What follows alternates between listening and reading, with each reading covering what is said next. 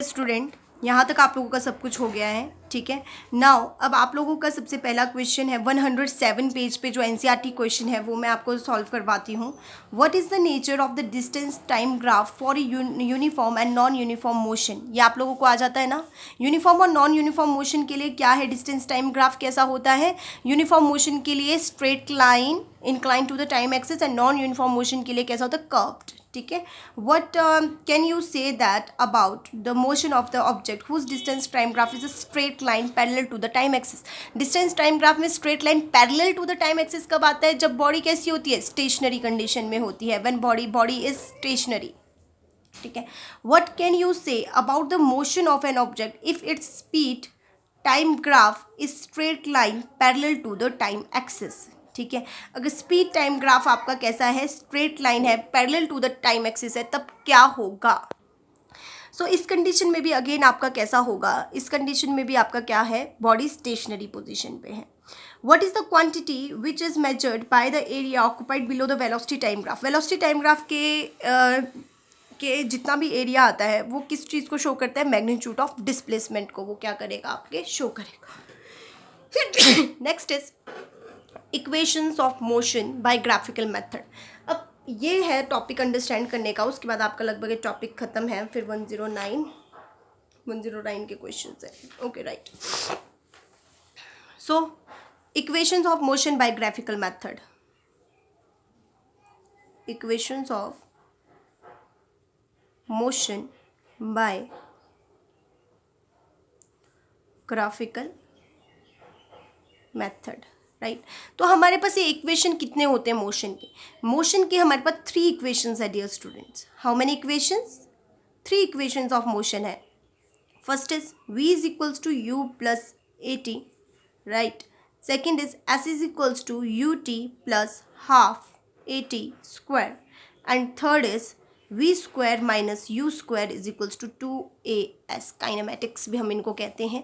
तो ये जो हमने अब इनको ये इक्वेशन ऑफ मोशन है ना, these are 3 equations of motion. ये जो 3 आपके इक्वेशन ऑफ मोशन है, इनको अब हम ग्राफिकल मेथड से इनको सॉल्व करेंगे कि किस तरह से ये इक्वेशंस निकलती हैं ग्राफिकल मेथड से। इनके ऊपर न्यूमेरिकल आप किस किस वे से सॉल्व कर सकते हो।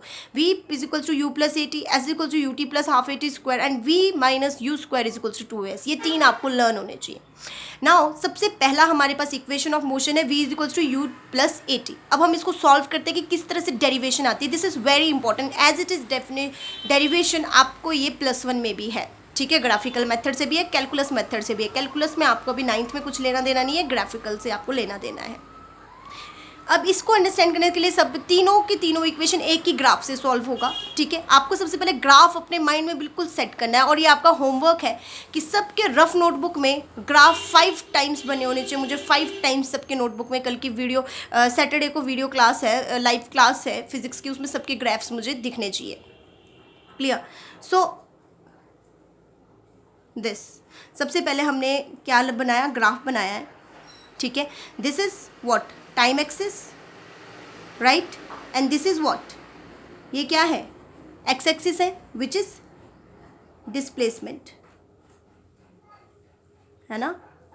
ये डिस्प्लेसमेंट है और ये क्या है, टाइम एक्सिस है। टाइम एक्सिस है बट हम वेलोसिटी टाइम ग्राफ बना रहे हैं, तो डिस्टेंस डिस्प्लेसमेंट को शो होगा। दिस इज वेलोसिटी, ये आपका वेलोसिटी शो हो रहा है इस साइड को, ठीक है। वाई एक्सिस में वेलोसिटी है और ये आपका एक्स एक्सिस है, राइट। अब क्या है, सबसे पहले मेरी बात बिल्कुल ध्यान से सुननी है। बॉडी कहाँ से स्टार्ट हो रही है, body is starting from the rest from here. यहाँ से आपकी बॉडी जो है वो स्टार्ट कर रही है ना। यहाँ तक स्टार्टिंग में बॉडी कैसी थी, रेस्टिंग कंडीशन में थी, वेलोसिटी में रेस्टिंग कंडीशन में थी। अब बॉडी यहाँ से स्टार्ट कर रही है आपकी। सो हेयर, यहाँ से यहाँ तक ये जो है इनिशियल वेलोसिटी है उसकी, that is u, which is 0, u है। This is point o, this is point A. अब यहाँ से जो बॉडी है ना वो यूनिफॉर्म एक्सेलरेशन से एक्सेलरेट हो रही है। कैसे एक्सेलरेट हो रही है, यूनिफॉर्म एक्सेलरेशन के साथ एक्सेलरेट हो रही है। Continue, this is uniform acceleration के साथ। और यहाँ है let here is the point B, कि फाइनल वेलोसिटी आके यहाँ पे रुकी, ठीक है। We are drawing velocity time graph, okay. Along x axis time which is independent quantity, and this is dependent quantity along the y axis, clear। So from here point O, यहाँ से लेकर के यहाँ तो बॉडी रेस्टिंग कंडीशन में थी, यहाँ से बॉडी ने स्टार्ट किया चलना, यहाँ से बॉडी स्टार्ट हुई और यूनिफॉर्म एक्सेलरेशन के साथ मूव हो रही है पॉइंट B तक। क्लियर। नाउ B से हम एक परपेंडिकुलर लाइन नीचे के लिए ड्रॉ करते हैं और वो सीधे आपके टाइम एक्सिस पे मीट करती है, टाइम एक्सिस को कट कर रही है। एंड लेट हेयर, ये जो आपने परपेंडिकुलर लाइन यहाँ से B से C इस टाइम एक्सिस के लिए ड्रॉ किया है, here the point is C। कैसा पॉइंट है ये? C। ओके, नाउ अब क्या है, हम एक और perpendicular line, parallel line draw करते हैं टाइम एक्सिस के, जो इस पॉइंट A और इस B और C की ये जो पॉइंट है इसको कट करेगी बीच से। पैरेलल लाइन हम ड्रॉ करते हैं परपेंडिकुलर, इसके देखा जाए तो परपेंडिकुलर, इससे देखा जाए तो पैरेलल है। B और C से देखा जाए तो ये परपेंडिकुलर लाइन ड्रॉ हो रही है AD। ठीक है, draw a perpendicular line along BC।